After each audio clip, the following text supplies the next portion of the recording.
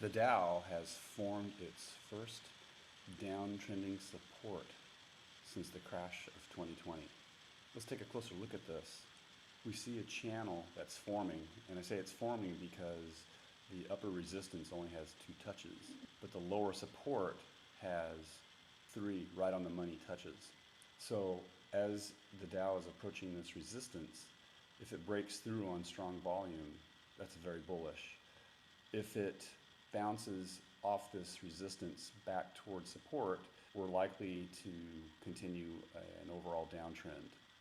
So at the moment, the thing to do is wait and see if the Dow is going to cross and break through this resistance, especially on at least average or greater than average volume. As we look back over the price action since the crash of 2020, we see several different patterns that have formed. Of course, we had the super long-term uptrending support that was finally breached fairly recently, so we can get rid of that one. So what we see is we've had uptrending supports with bounces, we've had baseline supports with bounces, we had a potential megaphone pattern, but it never formed because it was less than a month, so this one doesn't really count. Then we get to where we are now. This is the first time we've really had this definite downtrending support line. Nasdaq, on the other hand, overall has been giving very strong signals that the uptrend is going to continue. This long-term uptrend that has 4 right on the money touches and a good solid bounce has continued to break through even this most recent resistance.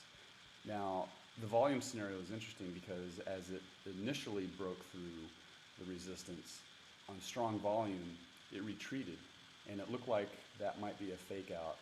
But as a few days went by, it has appeared to continue the breakout on average volume. So that's looking pretty bullish to me right now. It is possible that the Dow, if it continues its downtrend, could pull the Nasdaq down with it. It's just not clear yet. Right now, Nasdaq is looking pretty bullish. And as I said in the last video, if it breaks through this resistance on average or better than average volume, it's likely to continue the trend.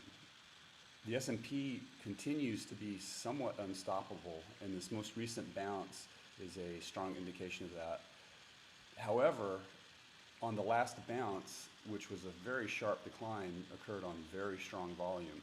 Since then, as the price action has gone up, the volume has been declining steadily until Friday.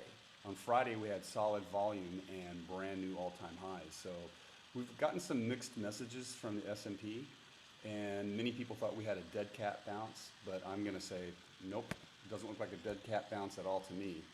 In fact, we still have this super long uptrending support that has never been breached since March of 2020. So there are a lot of mixed messages going on in the overall market, but so far the S&P 500 is basically looking pretty unstoppable.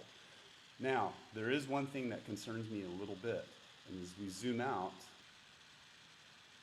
to well over a 30-year history, we can look at all the uptrends on the same playing field. And the one thing you'll notice, none of them have had the trajectory of the uptrending price action of 2020. That does not appear sustainable to me. Now, I'm just speculating at this point, and the technical indicators that I'm getting are showing that all is well at the moment. Long term, it's just impossible to predict.